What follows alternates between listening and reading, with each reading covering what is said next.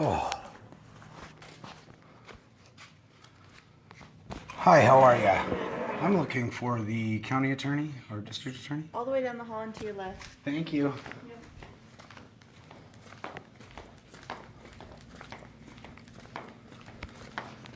What do you think?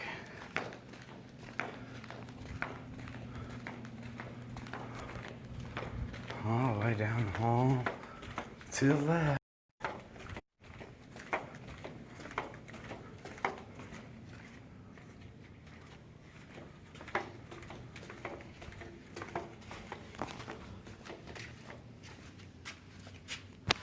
Hi.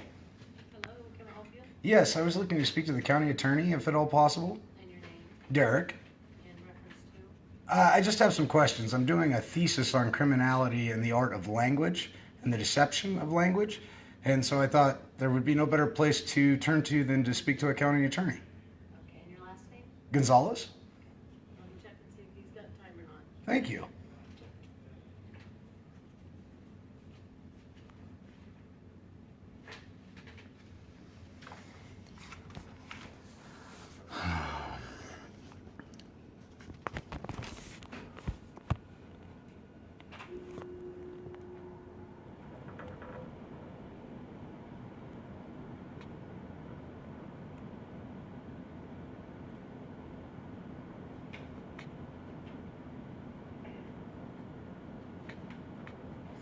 He is actually tied up for a while. She's working on some stuff, so I don't think he'll be able to visit with you today. Perhaps you could answer my question for me? I'm not an attorney, but Oh, that's all right. What grammatical style manuals do they use to create the contracts and documents in the court system? I can't even tell you that. I'm not, like I said, I'm not an attorney. Not a I'm problem. just a secretary, so I have no idea about that kind Is of there stuff. somebody else that I would be able to communicate with? Probably Is there not in an the assistant office. director, attorney, or anything like that? No, not right now, no. They're Okay. tied up also, so. All right. They're Well, working on something together, so. sure, unfortunately, sure. yeah. Well, it's just a. He has a question that he wants to answer. Do you want to answer? His name is Derrick Gonzalez. Maybe Glenn can help you. He's Oh. an attorney, so. Oh, that's he might be fantastic. able to help you. Hi, Glenn. How are you? I'm doing a thesis right now on the art and deception of language. The And what? The art and You got deception that of, on? of language. Yeah, Turn it absolutely. off. I can't do that. I can't talk. Fair enough. Understand. Well, thank you for your time.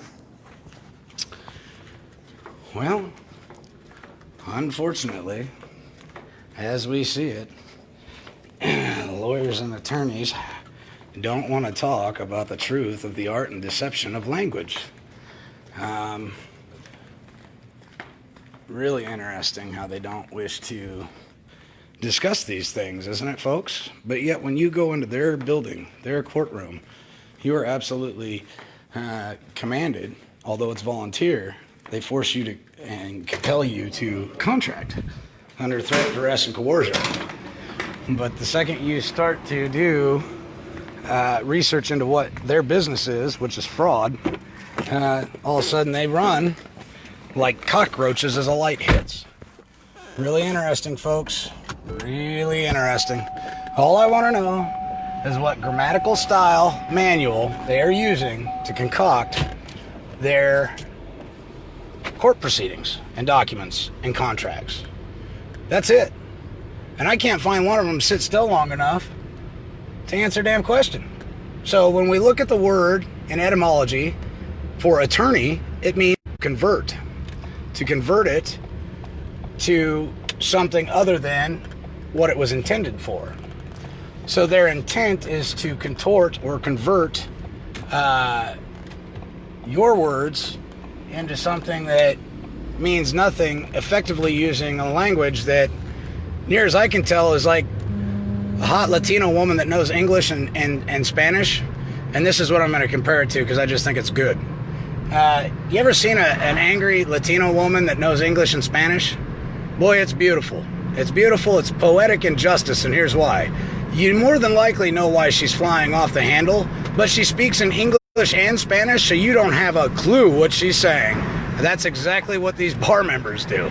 They speak in multiple languages on paper that is not recognized, legalese, which has clearly been upheld by the Supreme Court as a foreign language, an unlawful way of communicating. So on their documents, when they write in all caps and then they turn around and write in proper grammatic form, there's actually 2 contracts on the paper, near as I can tell.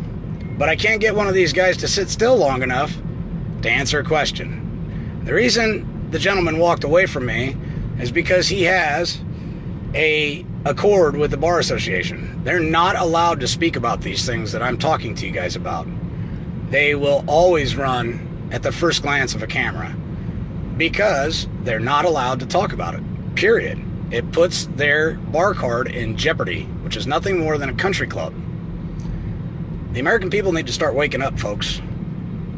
The American people need to realize that their country was hostilely taken over back in I believe it was 1791. So just a short time after the independence and the Declaration of Independence was signed, and all these fantastic articles and documents that they say protect we the people, during a bankruptcy, we lost it all. And we weren't wise enough to catch on to it. Technology wasn't there where everybody could be informed. For example, there's only 10% of the American populace that actually fought in the Civil War. I didn't know that till later on in life. When I thought Civil War, I thought the North and the South. I thought everybody was at war. Come to find out, it was 10% or less of the populace that was actually fighting. Pretty impressive knowledge to gain. So we see these people and we hold them to a higher standard because we're told that they know things that we don't. And they're all knowledgeable and they will be able to help you. But the truth be told is their first allegiance, first and foremost, is to the court as an officer of the court. And so thus they cannot help you in any way, shape, or form at all, because they would be violating their own code of ethics to the Bar Association as an officer of the court first and foremost. So the next question is, because there appears to be a non-quid pro quo existence in the courtroom where I am not able to film these criminals, but they can film and record me, doesn't it stand to reason that if they can do something, you should be able to do it? Here's why I state that. And listen to me very clearly. Anything one man can do, so can another. And because of that, the government, when it does something, you also ought to be able to operate in the same manner.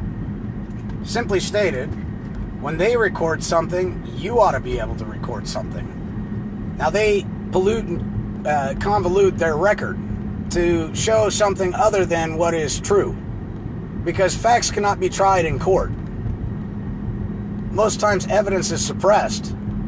I've seen so many people that have talked to me during this walk that I'm on that have said, Derrick, we would have won our case had the alleged ministerial administrator not struck our evidence from the record and said that it wasn't relevant or pertinent.